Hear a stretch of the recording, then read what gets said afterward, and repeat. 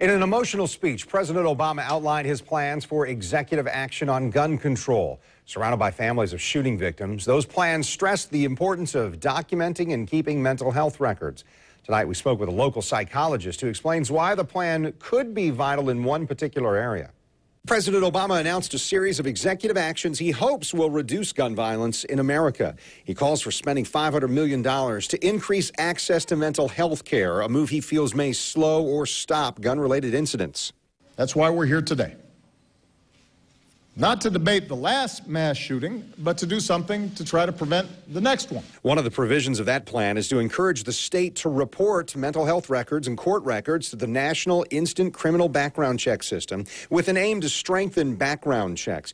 We spoke with a local psychologist who says that action could be vital in decreasing mass shootings driven by poor mental health, but it could result in fewer people going to the doctor, too. Greater access. I think some people will probably avoid seeking health care for fear of reprisal or being reported that they could be a threat.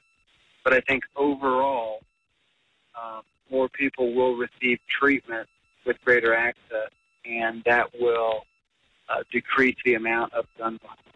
We also spoke with Eric Friday, General Counsel for Florida Carry. That group says it's vocal in making sure guns stay out of the wrong hands. Friday says the plan's biggest problem seems to be funding. It comes down to a budgetary issue. Do we have the money to do this, or are we willing to commit the money to do this?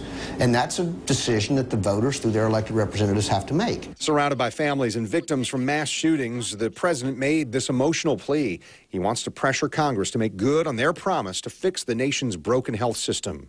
From every family who never imagined that their loved one would be taken from our lives by a bullet from a gun.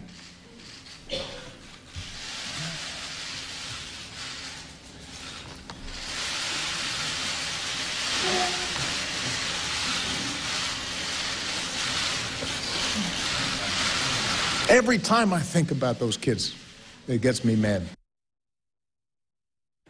President Obama's new gun control measures wouldn't have prevented any of the recent mass shootings. The shooters at Sandy Hook and San Bernardino used weapons bought by others and were therefore shielded from background checks.